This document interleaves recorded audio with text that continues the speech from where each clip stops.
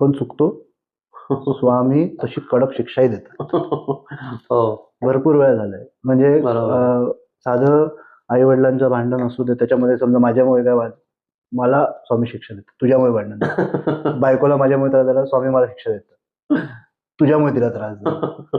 आणि याच्यामध्ये माझ्या आई वडिलांसोबत माझी बायको असू दे आणि माझ्या बायकोचे आई वडील असू दे, बरोबर.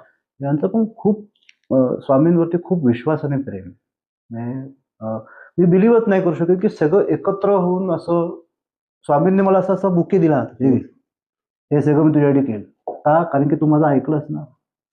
क्या बात आहे. मी तुला उपदेश दिलेला, तुला समजला, तू पाळला आणि आज इथपर्यंत पोहोचलो. आणि खरं सांगू, आम्ही माझ्या आई वडिलांनी असो कमी असो, आम्ही एवढं मागितलं पण नव्हतं स्वामींकडे.